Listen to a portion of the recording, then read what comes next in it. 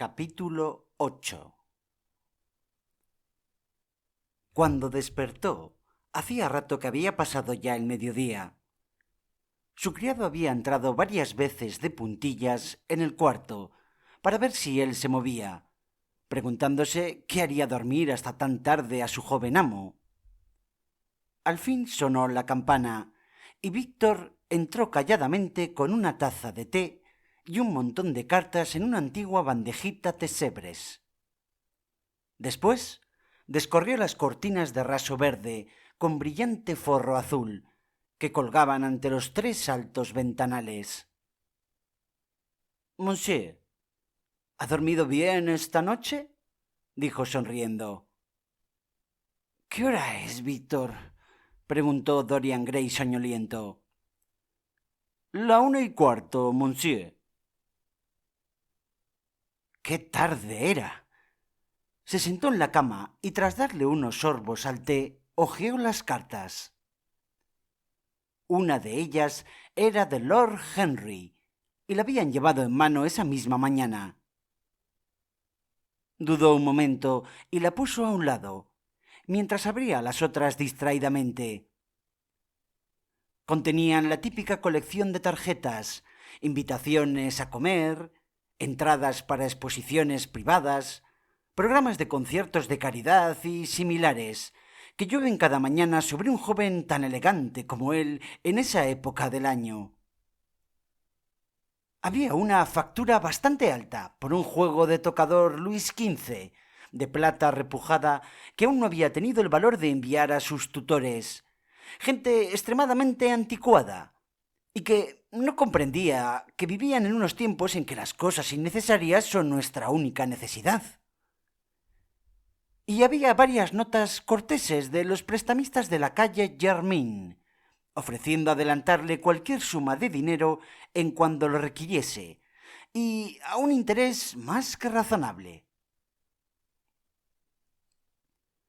Unos 10 minutos después se levantaba, y cubriéndose con una magnífica bata de casimir bordada en seda, pasó al cuarto de baño de suelo de ónice. El agua fría le refrescó tras el largo sueño. Parecía haber olvidado todo lo que le había ocurrido. Una vaga sensación de haber tomado parte de una tragedia le asaltó una o dos veces, pero tenía la irrealidad del sueño. Tan pronto estuvo vestido, se dirigió a su biblioteca. Se sentó frente a un frugal desayuno francés que habían dispuesto en una mesita junto a su balcón abierto. Hacía un día exquisito. El aire cálido parecía cargado de especias. Una abeja entró volando y zumbó alrededor del búcaro azul de dragones, lleno de rosas de un amarillo azufre que estaba ante él. Dorian se sintió completamente feliz. De pronto sus ojos cayeron sobre el biombo que había puesto ante el retrato y se estremeció. ¿Demasiado frío para el señor?, preguntó el criado, poniendo una tortilla sobre la mesa. ¿Cierro el balcón? Dorian movió la cabeza. No, no tengo frío, murmuró. ¿Sería cierto lo que había ocurrido? ¿Habría cambiado realmente el retrato o habría sido simplemente su propia imaginación la que le había hecho ver una mirada de maldad en donde había una mirada antes de alegría? No era posible que un lienzo se alterase. La cosa era totalmente absurda. Algún día se lo contaría a Basil como un cuento de ficción y le haría reír. Y, sin embargo, qué nítido era el recuerdo de todo aquel asunto. Primero en la débil penumbra y luego a la claridad del amanecer. Había visto el rasgo de crueldad en aquellos torcidos labios del retrato. Casi temió cuando el criado abandonó el cuarto. Sabía que, Cuando estuviese a solas, tendría que volver a examinar aquel retrato. Y tenía miedo, mucho miedo, de que fuese cierto, de que no fuese una ilusión. Cuando el criado trajo el café y los cigarros y se dispuso a marcharse, sintió un violento deseo de pedirle que se quedara con él. Pero éste se marchó, aunque cuando cerraba la puerta tras él, volvió a llamarlo. El hombre se quedó parado esperando sus órdenes, y Dorian lo miró un momento. Víctor. ¿Sí, señor? No estoy en casa para nadie, Víctor, dijo. El hombre hizo una inclinación y salió. Entonces se levantó de la mesa, encendió un cigarro y se dejó caer sobre los lujosos almohadones de un diván situado frente al biombo. Era un biombo antiguo, muy antiguo, de cuero dorado español, estampado y repujado con un florido dibujo Luis XIV. Lo examinó cuidadosamente, preguntándose si guardaría el secreto de un hombre por primera vez. ¿Debía apartarlo, después de todo? ¿Y por qué no iba a dejarlo así? ¿De qué iba a servir el saber si era cierto o no? Si aquello resultaba cierto, era algo terrible. Y si no lo era, entonces, ¿por qué preocuparse? Pero, ¿y si por alguna fatal casualidad unos ojos ajenos espiaban detrás del biombo y notaban aquel horrible cambio? ¿Qué ocurriría? ¿Qué haría si Basil Hallward venía y preguntaba por su propio cuadro? Seguro que Basil lo haría. No, tendría que examinar aquello y tenía que hacerlo de inmediato. Cualquier cosa era preferible a aquella espantosa incertidumbre. Así que se levantó y cerró las dos puertas. Al menos así estaría solo cuando contemplase la máscara de su vergüenza. Entonces corrió el biombo y se halló cara a cara consigo mismo. Era completamente cierto. El retrato había cambiado. Como después recordaría a menudo, y siempre con no poco asombro, se encontró a sí mismo observando aquel retrato por vez primera con un sentimiento de interés casi científico. Le parecía algo increíble que se hubiera producido aquella transformación. Y, sin embargo, era un hecho. ¿Existía alguna sutil afinidad entre los átomos químicos que constituían la forma y el color sobre el lienzo y el alma que había en su interior? ¿Sería posible que supiesen lo que pensaba el alma? ¿O que hiciesen realidad lo que soñaba? ¿O existía alguna otra razón aún más terrible? Dorian se estremeció y sintió mucho miedo, y volviendo al diván se tumbó a contemplar la pintura con repugnancia y horror. Sentía, no obstante, que el cuadro había hecho algo por él. Le había mostrado lo injusto y cruel que había sido aquel día con Sybil Vane. No era demasiado tarde para reparar aquello. Aún podía ser su mujer. Su amor, egoísta e irreal, se sometería a una influencia superior. Se transformaría en una pasión más noble. Y el retrato que Basil Hallward había pintado de él le serviría de guía durante toda su vida. Sería para él lo que es la santidad para algunos, la conciencia para otros y el temor a Dios para todos nosotros. Había opiáceos para el remordimiento, drogas que podrían reducir al sueño el sentido moral. Pero aquí había un símbolo visible de la degradación del pecado. Aquí había un símbolo eterno de la ruina a la que los hombres conducen sus propias almas.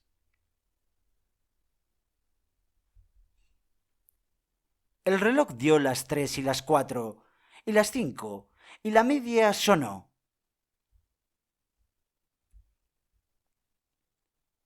Dorian Gray no se movió. Intentaba, a su manera, superar todo aquello. Intentaba recomponer en su cabeza todo lo que había ocurrido anteriormente. Intentaba reunir los hilos escarlata de la vida y tejer una trama con todos ellos. Abrirse así camino a través del sanguíneo laberinto de pasión por el que todavía vagaba. En el fondo, no sabía qué hacer y tampoco qué pensar. Finalmente se dirigió a la mesa y escribió una apasionada carta a la muchacha a la que había amado, implorando su perdón y acusándose de locura propia. Llenó hoja tras hoja de ardientes palabras de pesar y de ardientes palabras de dolor. Existe una voluptuosidad en hacerse a uno mismo reproches.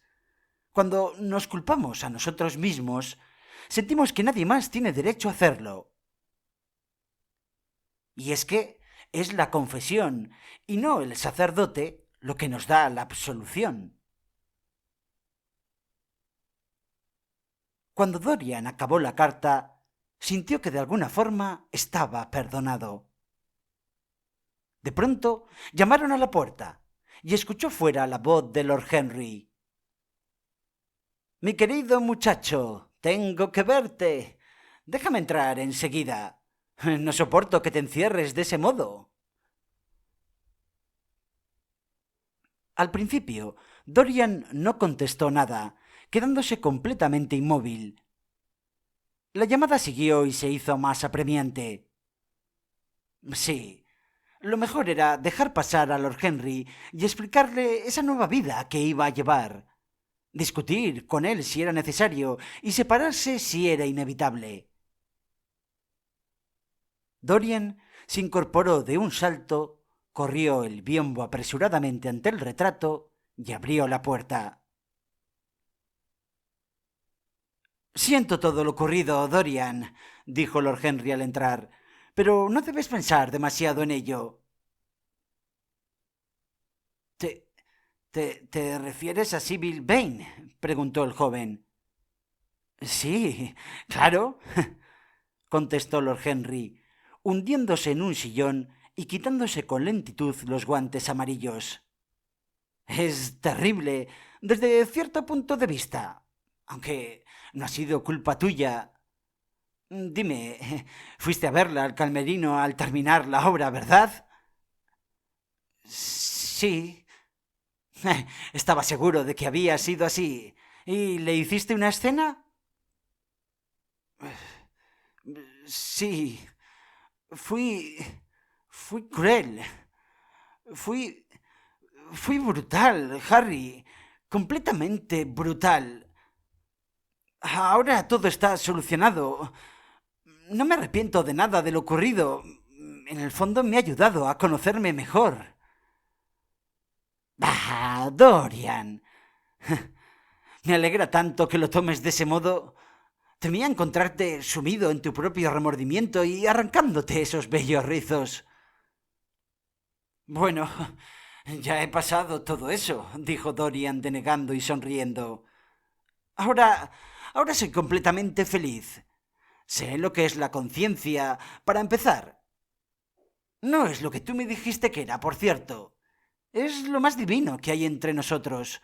No te burles más de ella, Harry, al menos delante de mí. Yo quiero ser bueno. No puedo soportar la idea de que mi alma sea espantosa. Deliciosa base artística para la ética, Dorian. dijo Lord Henry. Te felicito por ello. Pero dime, joven, ¿por dónde vas a empezar? Pues lo primero, casándome con Sybil Vane. ¿Casándote con Sybil Vane? Exclamó Lord Henry, poniéndose en pie y mirándole estupefacto. Pero, mi querido Dorian, si tú... Sí, Harry, ya sé lo que vas a decir. Algo terrible sobre el matrimonio. Ahórratelo, no lo digas. No vuelvas a decirme cosas de ese estilo. Hace 2 días le pedí a Sybil Vane que se casase conmigo y no voy a faltar a mi palabra. Va a ser mi esposa. ¿Tu esposa? Dorian, ¿no has recibido mi carta? Te escribí esta misma mañana y envié la nota con mi criado personal. Ah, sí, tu carta, ya la recuerdo. Es que aún no la he leído, Harry. En el fondo, temía encontrar algo que no me gustase. Tus epigramas son capaces de destrozarle a uno la vida.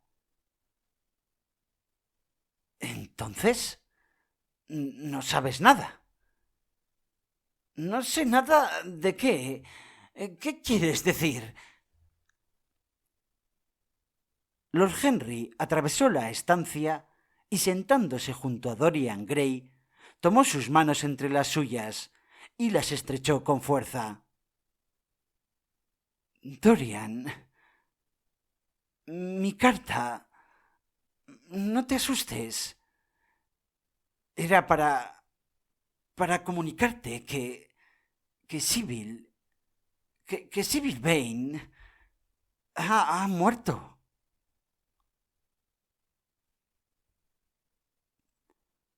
Un grito de dolor escapó de los labios del joven Dorian Gray, que se puso en pie de un salto soltando sus manos de la de Lord Henry. ¿Muerta? ¿Sybil muerta? No, no, no. No es cierto. Estás mintiendo. Es una horrible mentira. ¿Cómo te atreves? Dorian, es cierto. Es completamente cierto, dijo Lord Henry gravemente. Está en todos los periódicos de la mañana. Te escribí para pedirte que no vieras a nadie hasta mi llegada. Habrá una investigación, claro, y tú no debes verte mezclado en todo esto. Cosas como esta ponen un hombre de moda en París, pero en Londres, ¡ja! Aquí la gente no tiene tantos prejuicios. Aquí uno nunca debe hacer su debut con un escándalo. Eso hay que reservarlo para dar colorido a la propia vejez. Supongo que no conocen tu nombre en el teatro. Si es así, todo va bien. Dime, ¿te vio alguien ir a su camerino? Es importante, Dorian, que lo pienses y me digas la verdad. Dorian permaneció en silencio durante un rato. Estaba totalmente aturdido. Estaba horrorizado. Finalmente balbuceó, con una voz ahogada. Harry, ¿has dicho una investigación? ¿Qué quieres decir con eso? Es que Sybil... No, Harry, no. No puedo soportarlo. Dime, habla, pronto. Cuéntamelo todo, por favor. Está bien, Dorian. Está bien. Para mí, Dorian, está claro que... Bueno, no hay duda. No fue un accidente, aunque el público sí que debe pensarlo. Parece ser que cuando salía del teatro con su madre, alrededor de las 12, 12:30, Dijo que se había olvidado algo arriba. La estuvieron esperando durante algún tiempo, pero no volvió a bajar. Finalmente subieron a buscarla y la hallaron muerta en su camerino. Parece ser que había ingerido algo por error. Algo terrible, algo que utilizan en los teatros, no sé lo que fue, pero contenía ácido prúsico o albayalde. Imagino yo que sería ácido prúsico, ya que, al parecer, murió instantáneamente. No, no, Harry, no. Es terrible, dijo el joven Dorian Gray. Sí, lo sé, Dorian. Es trágico. Lo sé. Es algo terrible, naturalmente, pero no debes mezclarte en este asunto. Mira, he leído en el estándar que tenía 17 años apenas. Y hubiese dicho que era aún más joven. Tenía un aspecto tan infantil y parecía saber tan poco de actuaciones. Dorian, no debes dejar que esto altere tus nervios.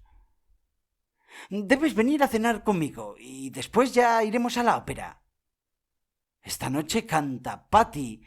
Todo el mundo estará allí. Y puedes venir al palco de mi hermana. Habrá con ella algunas mujeres distinguidas.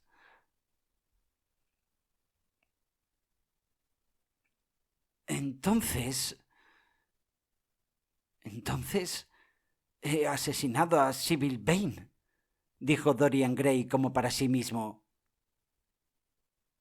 La he asesinado yo, tan claramente como si hubiese cortado su pequeña garganta con un cuchillo. Y, sin embargo, no por eso las rosas son menos bellas. Los pájaros cantan igual de alegremente en mi jardín. Y esta noche cenaré contigo y iré a la ópera y después supongo que iremos a tomar algo a alguna parte. Qué extraordinariamente dramática es la vida, Lord Henry. Si yo hubiera leído todo esto en un libro, hubiese llorado y, de alguna forma, ahora que ha ocurrido realmente, no sé, a mí parece demasiado increíble para las lágrimas. Mira, aquí está la primera carta de amor apasionado que he escrito en mi vida.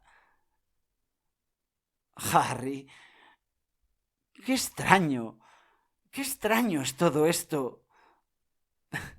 Mi primera carta de amor está dirigida a una muchacha que ahora está, que ahora está muerta. Me, me pregunto si podrán sentir esas blancas y silenciosas criaturas a las que llamamos muertos. Sibyl, ¿podrá ella sentir? ¿Podrá ella saber, leer o escuchar? Harry, yo... cómo la amé una vez.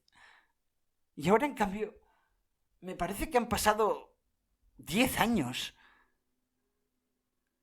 Ella lo era todo para mí y entonces llegó esa terrible noche. Fue realmente ayer noche, en la que ella actuó tan mal y mi corazón casi se rompió. Ella me lo explicó todo, pero fue terriblemente patético. Yo, yo no me conmoví ni un ápice, la creí superficial y de pronto ocurrió algo que me llenó de temor. No sabría decirte el qué, no podría decirte el qué, pero fue, fue terrible. Prometí que volvería a su lado y sentía que no había hecho mal. Y ahora, ahora está muerta. Dios mío, Dios mío. Harry, ¿qué voy a hacer? No, no, no sé, no sé qué hacer. No sabes el peligro en el que me encuentro. No hay nada que pueda ayudarme a ser recto. En cambio, ella lo habría conseguido. No, no tenía derecho a suicidarse. Ha sido un egoísmo por su parte.